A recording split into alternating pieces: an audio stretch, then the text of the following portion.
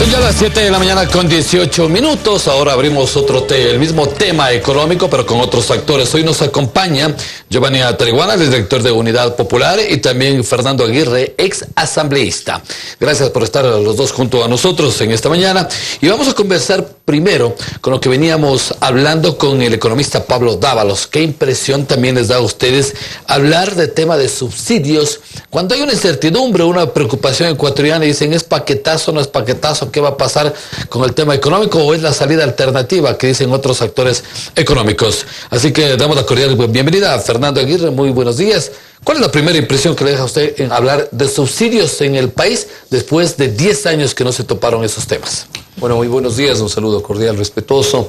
Yo creo que la decisión que se está tomando no es la más acertada en este momento. No tienen que pagar justos por pecadores en este momento. Yo creo que el pueblo ha sido víctima estos 10 años de un modelo correísta, corrupto, cínico, que ha saqueado las arcas del Estado, pero creo que la deuda más fuerte que ha dejado más que la deuda fiscal ha sido una deuda moral, de cinismo, de corrupción, de un modus operandi donde los ministros de Estado en algunos casos, con contadas excepciones, fueron parte de este plan, en donde hoy prácticamente estamos viendo los resultados totalmente negativos. La decisión que hoy día está tomando el gobierno prácticamente me parece una decisión totalmente desacertada. Yo pienso que el pueblo ecuatoriano y los más pobres no tienen por qué pagar la farra de estos revolucionarios, que muchos de ellos todavía se encuentran en el gobierno de Moreno. Si no es esa la salida, ¿cuál es la alternativa que se le puede poner? La reducción del gasto público, que tiene que haber inmediatamente una renegociación de deuda externa, pero más que todo, el gasto corriente de este gobierno que sigue dando muestras prácticamente que no ha cambiado en nada en el manejo económico. La reducción, debe haber inclusive una reducción en el manejo de los mismos salarios en niveles altos de los funcionarios de este gobierno. Pienso que la reducción de viajes, viáticos, la venta de edificios inclusive que fueron creados como elefantes blancos, que lo único que generan son gastos para el pueblo ecuatoriano, y también la recuperación de los dineros de este grupillo de revolucionarios que saquearon el país, que tiene que generarse las condiciones y las leyes necesarias para recuperar los dineros. Giovanni, muy buenos días, gracias por acompañarnos. La misma pregunta, inquietud, hablar justamente el tema de subsidios le está trayendo un mal síntoma a los ecuatorianos, no a todos, pero sí a los más necesitados. A ver, muy buenos días, Luis, un saludo a Fernando, a los televidentes. Creo que el pueblo ecuatoriano no tiene por qué pagar 10 años de fracaso económico y de corrupción. Elevar los precios de los combustibles, gas, diésel, gasolinas, no solamente afecta directamente las condiciones de vida de los hogares ecuatorianos, sino que va a generar indudablemente que suban todos los precios. Es decir, el remedio va a ser peor que la enfermedad. Hay que recordar, Luis, que la mitad de la población, un poco más del 60%, no tiene acceso al trabajo pleno. Es decir, gana menos del salario básico, está subempleado o está en el desempleo absoluto. Por eso, meterle la mano al pueblo ecuatoriano es una cuestión indignante y que seguramente va a ser rechazado en las calles por el pueblo ecuatoriano. ¿Soluciones? Pero además, porque hay soluciones que pueden rendir más y mejor efectivamente para el arca fiscal. Te pongo una nomás. El subsidio de las gasolinas cuesta al país cerca de 300 millones de dólares. Solamente si el Estado ecuatoriano actuara de manera patriótica y el ministro Carlos Pérez, en vez de estar preocupado de alzar los combustibles a la población, dispusiera que el petróleo que estamos entregando a Tailandia y a China dejara de pagar a los intermediarios que están llevando jugosas comisiones, $4 por barril, el Estado recuperaría 480 millones de dólares anuales, con lo cual es innecesario subir los combustibles. Para poner solamente un ejemplo, Fernando decía, los grandes sueldos en el sector público, ¿por qué no le ponemos un tope salarial que nadie gane más de $3.860 en el sector público? Diputados, ministros, subsecretarios. El gerente de Seguro Sucre, el señor Guzmán, gana $8.900. El gerente del Banco del Pacífico, que es estatal, gana $14.000. Nos ahorraríamos poner un techo salarial nada despreciable de $3.860, 10 salarios básicos, nada más y nada menos que $600 millones, el equivalente prácticamente del subsidio al diésel. O sea, alternativas existen, pero lamentablemente, efectivamente se está privilegiando digamos, golpear al pueblo ecuatoriano. Las soluciones entonces las hay, falta decisión política en el tema económico, pero sí, se han dado resultados en otros temas, como el tema político en el Ecuador con las decisiones tomadas en los cambios y alternativas de los excorreístas que quedaron en los puestos y que fueron parte de esa crisis política del país. El Consejo de Participación Ciudadana Temporal o Transitorio les ha dado haciendo el trabajo a todas las entidades, en el caso de la Procuraduría, la Contraloría, la Fiscalía, que eran estos correístas, hoy muchos morenistas, cuando no son más que un grupo de oportunistas, que hoy día ya se están olvidando la actitud revolucionaria, que fueron sacados de sus cargos de una forma democrática y a través de un proceso, porque no cumplieron prácticamente su función, no tenían autonomía, no tenían independencia, la toma de decisiones dependían a un servilismo del correísmo, y lo único que se hicieron es ser cómplices y encubridores de una corrupción. Un Consejo de Participación Ciudadana que en algo está recuperando la institucionalidad. Recordemos, el pueblo ecuatoriano es importante.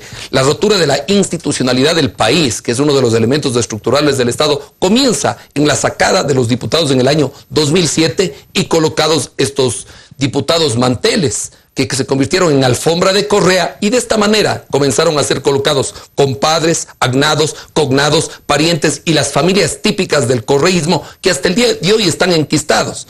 Una fiscalía de bolsillo, un procurador prácticamente que perdía todos los juicios, una asamblea cómplice y encubridora a través de una comisión de fiscalización, y ni se diga un consejo de la judicatura.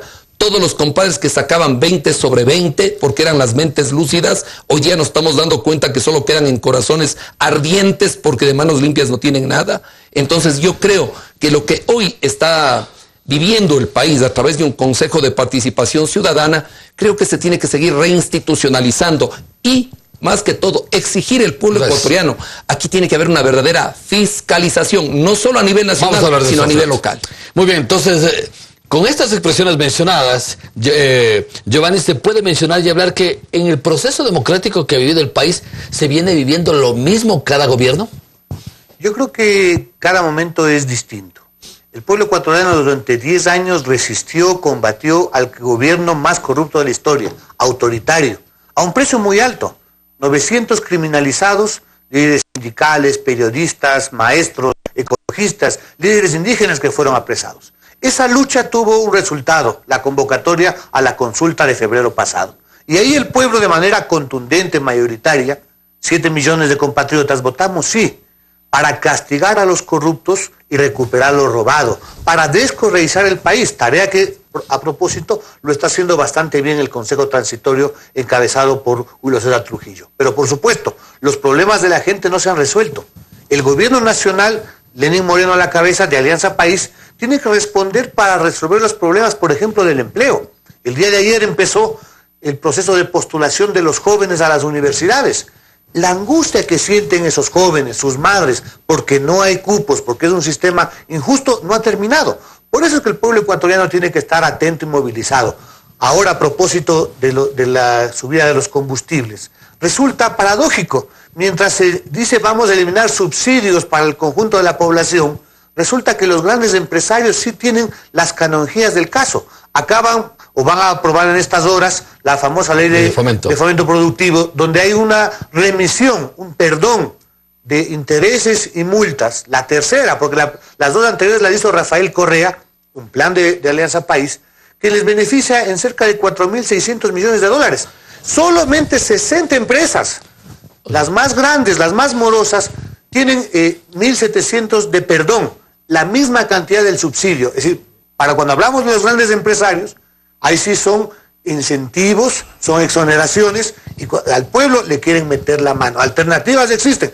Por eso es que Unidad Popular va a participar de manera entusiasta en la convención popular que va a convocar el Frente Unitario para el 18 de agosto. Fernando, entonces, ¿cómo hay que mirarle al país si estamos económicamente mal? Si políticamente algo se quiere hacer, y en el tema de la justicia realmente ha sido escandaloso, según los propios juristas, analistas, lo que ha pasado en el país. ¿Cómo hay que mirarle entonces el 2019 y cómo tiene que terminar el 2018 el gobierno, la asamblea, dejando las cosas limpias? Yo creo que aquí no hay que perseguir personas, que era una herramienta que hacía el correísmo, perseguir a luchadores políticos, sindicalistas, sino perseguir a delitos. Y lamentablemente en este modus operandi de perseguir delitos están muchos funcionarios correístas involucrados en esta fase de corrupción. Yo creo que la mejor manera para que cambie este país es, uno, recuperar la institucionalidad y, segundo, ir a la cárcel, lamentablemente, quienes cometieron estos delitos, sea quien sea. Creo que el dueño de la orquesta se llama Rafael Correa Delgado, ya está el vicepresidente de la cárcel, y por ahí están algunos ministros que están de asambleístas camuflados, lógicamente, que tendrán que pagarle y rendirle cuentas a este país. Aquí hay que seguir una fiscalización a las hidroeléctricas, a las petroleras, y en dónde estuvieron todo este grupo de confianza de Correa, que no fueron ministros de Estado, sino un grupo de serviles y corifeos. De la misma forma, ¿cómo vamos a ver entonces al 2019 al Ecuador? Porque todo está destruido en este país. Bueno, yo creo que hay que ser optimistas y hay que efectivamente culminar la lucha contra la corrupción. El gobierno, antes de meterle la mano a los bolsillos de los ecuatorianos, pensando en subir los combustibles, debe tomar en cuenta que hasta ahora no ha recuperado un solo centavo de robado. Yo creo que el señor Procurador General del Estado, flamante, don Íñigo, el señor Contralor General del Estado, el propio gobierno, deben empezar a ubicar los sobreprecios. No solamente el tema de los coimas, y está bien que estén presos varios, pero por ejemplo, solamente si ubicamos los sobreprecios en las obras de Odebrecht, estamos hablando de 800 millones de dólares, el equivalente al subsidio del diésel. Se trata entonces de decisión política. El pueblo ecuatoriano le corresponde exigir, movilizarse para que este país cambie. Muy bien, y para finalizar, antes de irme con la línea editorial del canal, se viene el proceso electoral para el 2019, pero según las últimas encuestas, la ciudadanía no quiere saber de los candidatos. ¿Cómo darle un giro para que crean nuevamente en los políticos actuales, en la gente joven y quienes han estado haciendo política en el país? Giovanni, finalizamos. Bueno, creo que estamos a 8 meses de las elecciones. Es natural que frente a 10 años de corrupción del principal partido político que fue hegemónico, Alianza País, hay un desencanto en la población.